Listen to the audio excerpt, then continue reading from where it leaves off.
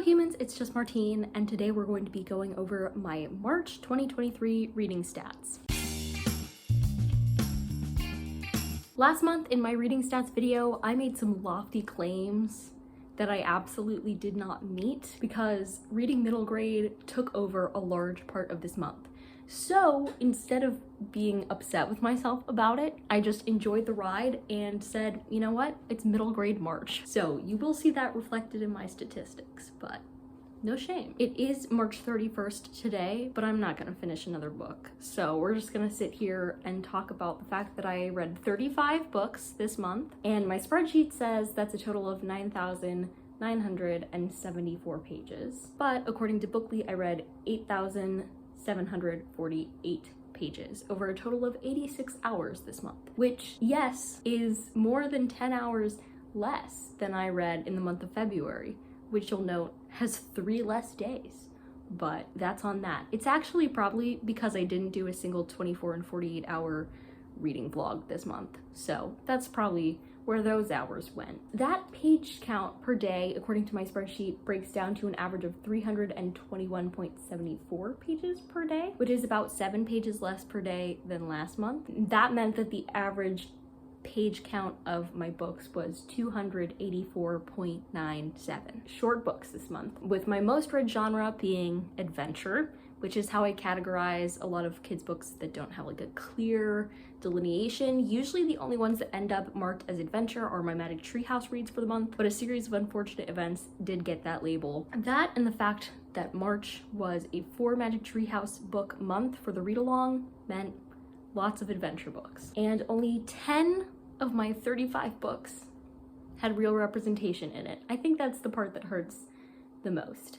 But again, the Magic Treehouse books and the Series of Unfortunate Events books didn't have good rep, so they didn't get this. Let's jump into some graphs, shall we? Genre, we've got that 38.2% adventure books, and my next highest is 14.7% mystery books, which, although I'm really into mystery now at the end of the month, was actually because of Squash That series, because I read 4 mystery books for Squash That series. So that's where that's coming from. Fantasy is a bit bigger in comparison to some of the others, which is rare for me, and nonfiction has 8.8%, which isn't too bad. Seeing nonfiction in the like higher levels, even though nothing is even close to touching adventure books, is not uncommon for me. For book size, 60% small books. This makes me a little sad, but also who cares, you know? At least I do have that 5.7% large books, so I did read at least 1 large book this month, probably 2, I'm guessing from that number, which, you know, that's great. As long as I'm not avoiding all large books ever, then who cares how many short books I read. And to be honest, near the end of the month, even though I was out of the middle grade phase, I would pick a book at random and look at the page count, and these are Kindle books typically, and it would be like 288 pages. And I could have marked them as medium if they had been over 300, but they weren't. They were like 12 pages short every time. So 60% small. Star ratings, 4 stars, that one for sure. I know almost all of the Series of Unfortunate Events books got 4 stars, so that explains that. 3.5 and 3, also strong. No 5-star books this month. That's sad. And I also think last year at this time, I had some ridiculous number of 5-star books in the month, and I do believe that was the month that Bailey ended up landing on me for 5-star picks for TBR.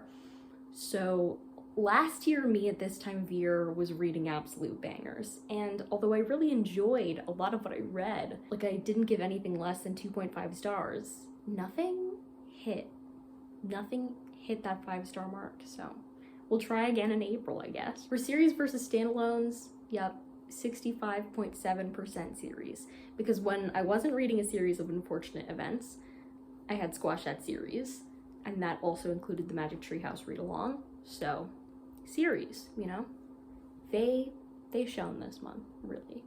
Age range, I'm actually pretty proud of how high adult is considering how this month's reading went. Still 42.9% adult.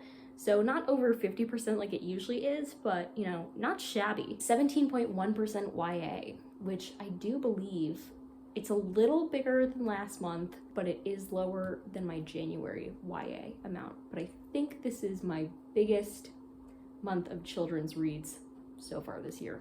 My smallest of adult reads. For author gender, I had 2 unspecified. This typically happens when they're pen names, and I don't know how they identify, they don't say, etc. Other than that, the men actually took a lead this month, which is a little upsetting, I won't lie, especially the fact that I have more male authors than female authors, but I'm gonna blame Lemony Snicket for that and move on. For format, ebooks won. They won 71.4%. Makes sense. I was traveling in the first week of the month and then the third week of the month, so ebooks, you know. Audiobooks didn't do too shabby, I won't lie. Most of those were probably books I listened to while I was falling asleep. So, you know, I'm impressed. I didn't spend that much time listening to audiobooks outside of me trying to fall asleep. So, nice, I guess. 11.4% physical, which, you know, is not what I'd want it to be. Significantly lower than the past 2 months. And I'm staring at a lot of physical books around me right now, so, you know, we'll work on it in April. That said, I've been really working on reading owned ebooks, so maybe we won't increase the number of physical books next month, you know? We'll just have to see how it goes. For publication date, that seems fishy. That's incorrect. Fix my graph. I knew to be suspicious. Glad I checked that, because we had a 77% backlist. 8.6% new releases and 14.3% last year. Yeah, mainly backlist, but even larger than both the previous months for backlist. Again, probably because of those short middle grade books. And finally, how I acquired my books. Yeah, so last month I foolishly said, you know, maybe cool it with the library books. Why did I do that? And then read short books almost exclusively from the library. I don't know. I'm just gonna say that I'm happy with how this turned out. You know, 65.7% library books. I'm using my library, supporting my library. That's a win. 14.3% owned ebooks. I am happy about that. But only 5.7 owned physical books,